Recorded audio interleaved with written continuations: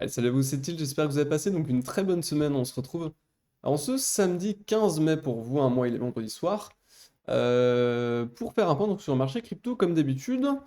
Et on ira forcément checker en priorité les altcoins, hein. Donc 5 altcoins ici, Illuvium, DOT, EWT, Ramp, Cartesy, donc CTSI.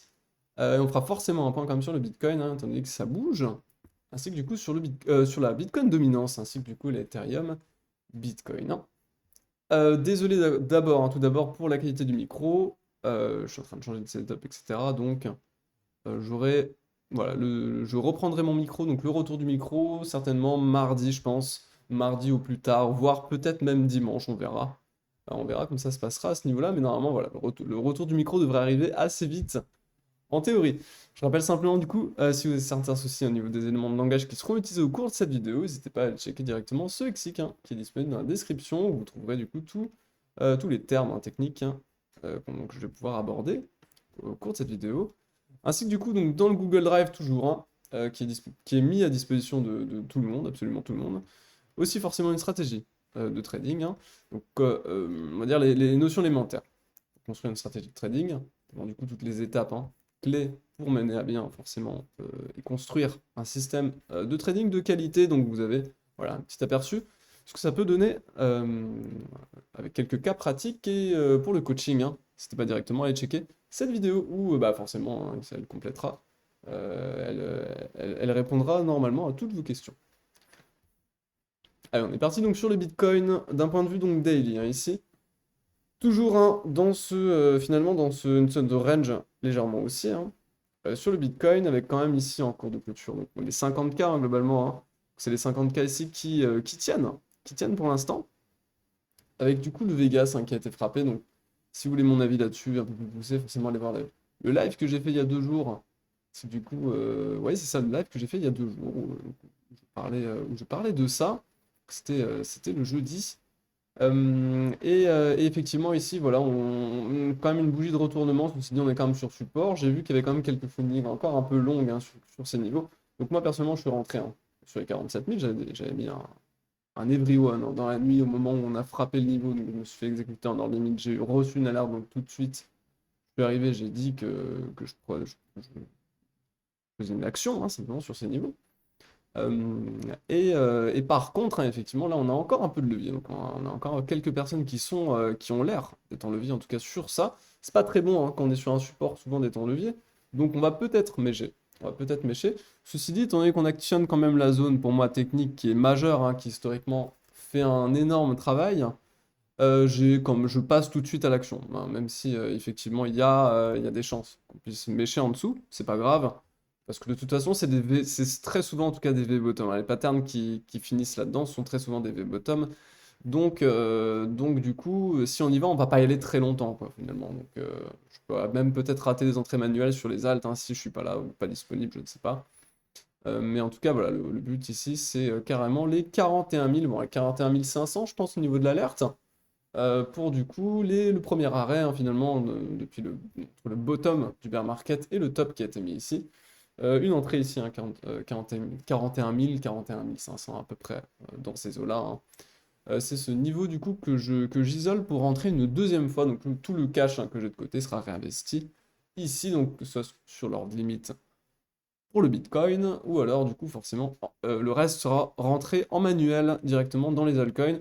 Clairement je joue et je défends, je vais défendre la tendance de fond. La tendance de fond étant haussière, quand même, je tiens à le rappeler, et quand même très largement haussière. Effectivement, c'est pas parce qu'elle est haussière qu'il faut acheter n'importe où. Mais effectivement, ici, normalement, on se retrouve dans une zone hein, qui a pour moi de très fortes chances d'actionner un rebond qui permettra du coup le prolongement de la tendance, à terme en tout cas. Quand, combien de temps, je sais pas. Le timing, on ne sait pas du tout. Mais en tout cas, c'est vraiment ce que j'attends de ce niveau et on peut aller sans problème à 41 000, ça n'invaliderait absolument pas mon biais, qui est du coup qu'on trouvera très très certainement rebond au sein de ce nuage, qui a du coup comme borne basse les 40K. Alors, on va passer directement du coup sur la dominance, hein, dominance qui... Alors je croyais que c'était un bug, mais finalement je ne crois pas, on a vraiment remis un low apparemment. Quand même à confirmer dans les commentaires. J'avais l'impression que c'était un bug, mais finalement, peut-être pas. Peut-être pas tant que ça. Donc effectivement, ici, hein, on a arraché cette zone. Donc là, on est en mensuel, donc c'est un peu compliqué. On va passer en hebdomadaire. En hebdomadaire, on verra du coup si on actionne une bulle de retournement assez puissante. C'est vrai que quand on compare, quand même, quand on fait une analyse comparative entre du coup le Bitcoin, hein, le placement ici du Bitcoin et Ethereum, clairement, bon, Ethereum est inachetable, même s'il est franchement haussier. Là, ouais, là c'est clairement du permaboule. Enfin, acheter ça, c'est vraiment du permaboule, hein. On est très très loin des moyennes à court terme. Le placement est nul quoi en fait ici pour acheter. Clairement, j'attendrai au moins que ça range un moment ou que ça consolide pour pouvoir refaire quelque chose là-dessus parce que c'est vrai que l'Ethereum c'est juste pas possible, hein. C'est trop cher. Enfin, pour moi, c'est beaucoup trop cher. On n'est même pas dans le Vegas H4, on est très loin du Vegas Daily, donc non, là c'est pas possible. Donc oui, potentiel retournement, hein, je pense quand même sur la dominance, c'est possible, on va frapper quand même les bottoms, donc au moins à court terme. Un rebond potentiel, je pense. Sur la dominance, après, est-ce que les shitcoins seront franchement impactés? Je suis pas forcément convaincu. Pas forcément convaincu, étant donné que les shitcoins n'ont pas tellement bougé finalement.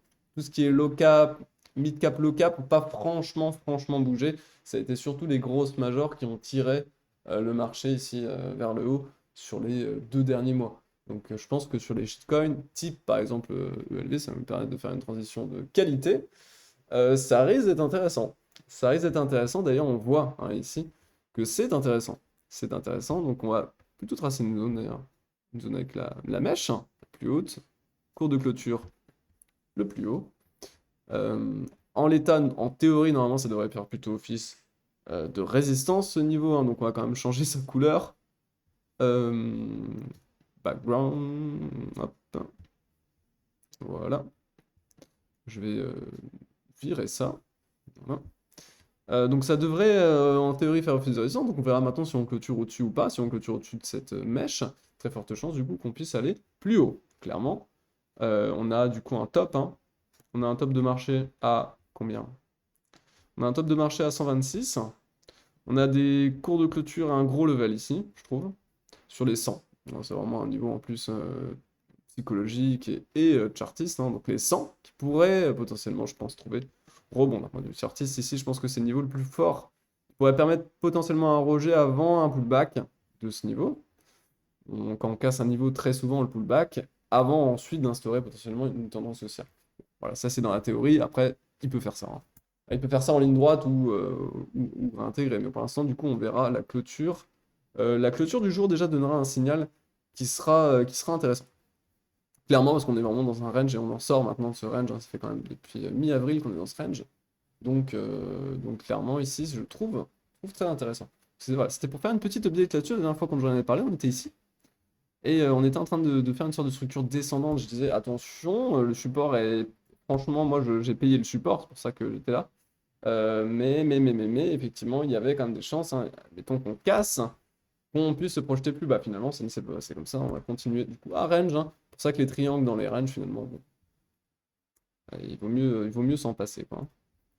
Voilà pour ça. Donc le ILV, très intéressant. Le signal qu'il va donner, du coup, aujourd'hui sera pour moi très intéressant. Le DOT. Le DOT. Du coup, donc ici, clairement, bah lui, il est super bullish en vrai, hein. Enfin, super bullish. Je trouve qu'il se comporte très bien, maintenant, face à ce qui est en train de se passer sur le Bitcoin, hein. Je trouve que le comportement du DOT qui est vraiment honnêtement excellent. Donc là, clairement, on a un range, hein. On a un range du coup sur tout ce niveau. Mince, pas bien tracé ce trait. Je sais pas trop exactement où le placer. Voilà, à peu près comme ça. Donc on a clairement du coup un range hein, ici qui menace de casser du coup par le haut. Donc on verra maintenant par où il sort. On a eu un contact ici dans le Vegas, au sein de Vegas Daily, avec du coup un TD9 en plus, quasiment au contact, hein.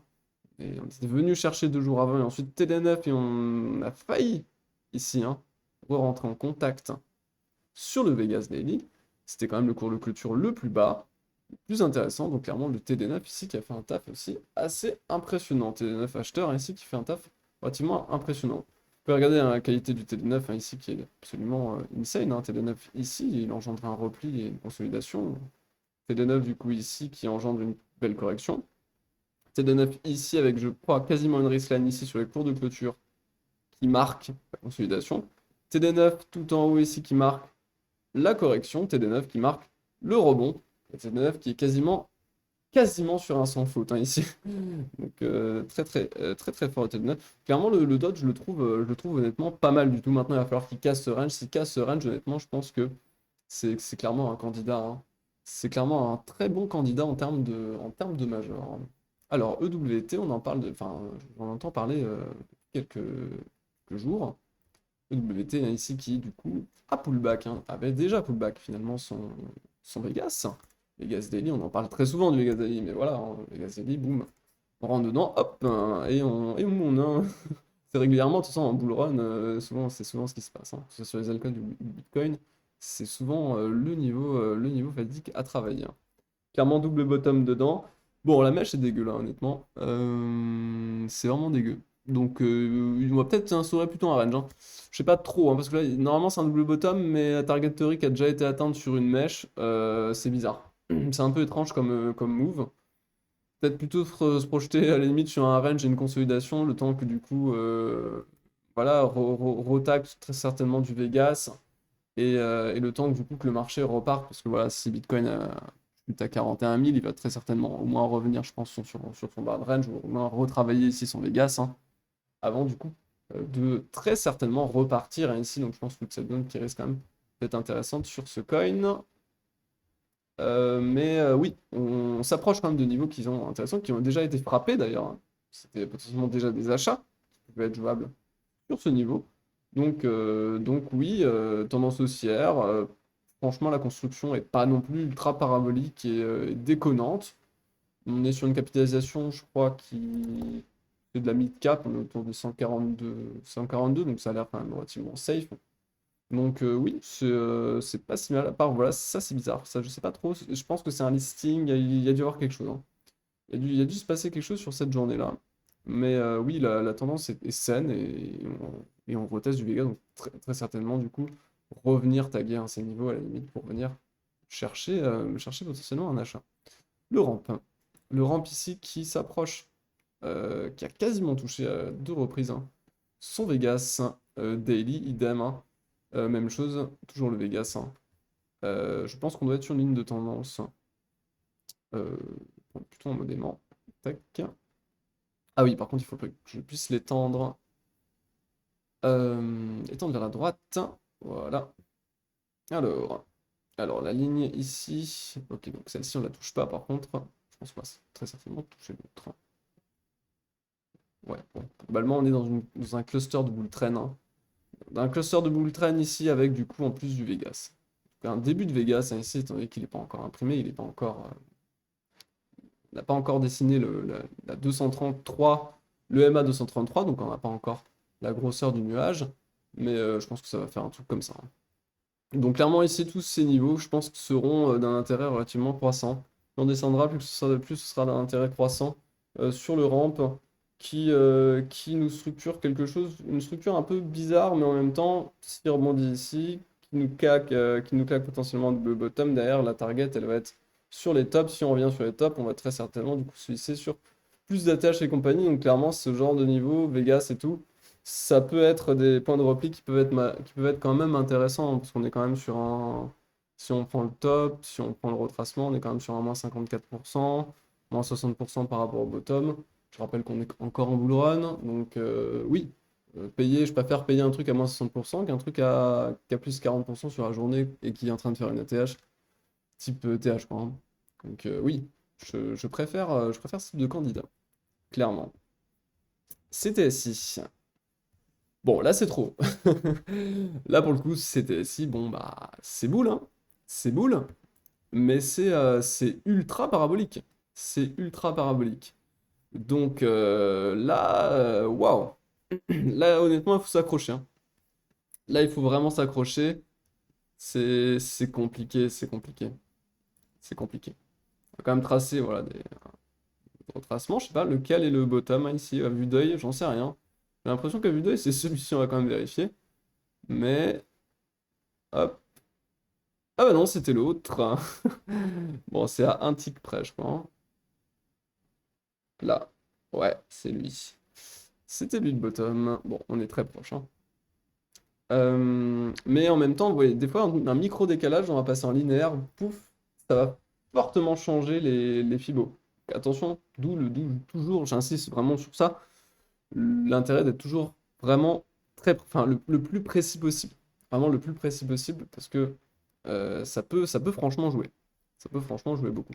Bon, retracement, 50%, ok. Le Vegas Daily est vraiment loin, sachant qu'on est tous en train de... Enfin, beaucoup de trucs qui sont en train de taguer des Vegas Daily.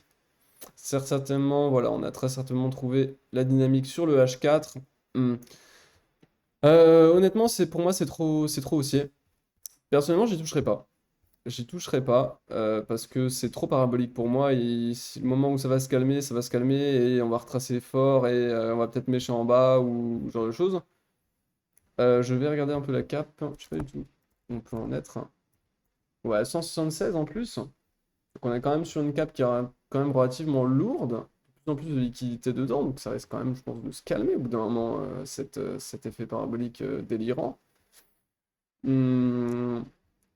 Alors vraiment, si admettons, j'étais intéressé à fond par ce coin et que vraiment c'était ce coin que je voulais absolument rentrer en portefeuille, à la limite, au moins, hein, au minimum, les plus bas et du H4, quoi.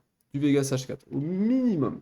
Vraiment, au minimum, si on peut en plus avoir une divergence type classique ou cachée derrière en fond, ce serait encore mieux, forcément. Mais oui, au minimum, hein. Clairement, moins les 50% de retracement linéaire, donc 87 à 77, hein. Toute cette zone, au moins, franchement, au moins. Après, à l'idéal, bah, forcément des niveaux qui seront plus loin, type cette zone, hein, 0,78 à la limite. C'est un gros niveau, un ancien gros niveau qui avait été travaillé, hein, ici. Donc, ouais, ça, ce serait pas mal. Les 68 seraient bien, et après, forcément, encore plus bas ici. Je pense qu'il y a peut-être potentiellement trois entrées. Moi, je pense que je rentrerai en trois entrées. Et si tout rentre pas, tant pis, je rentrerai en suivi de tendance. Donc, je pense 77. Entre 87 et 77, je chercherai une première entrée. Sur les 67, je pense que je rentre aussi. Et à l'idéal, hein, si le troisième ordre peut rentrer aux alentours entre les 30 et les 40, c'est l'idéal de l'idéal de l'idéal. Mais pas sûr, hein. Pas sûr quand même qu'on aille là, honnêtement. Il faudrait vraiment se faire mécher de fou, hein. Donc je pense que le niveau là est plus réaliste. Honnêtement, les 70 finalement, centimes sont, je pense, plus réalistes, hein, pour ce coin. Donc oui, bah, c'est bullish, mais un peu trop bullish pour moi, à mon sens, pour pouvoir rentrer comme ça, quoi. Clairement. Clairement. Bon, je pense que je vais vous laisser. Écoutez, passez bah, un excellent samedi. On se retrouve du coup demain avec Matt. À plus. Salut, salut.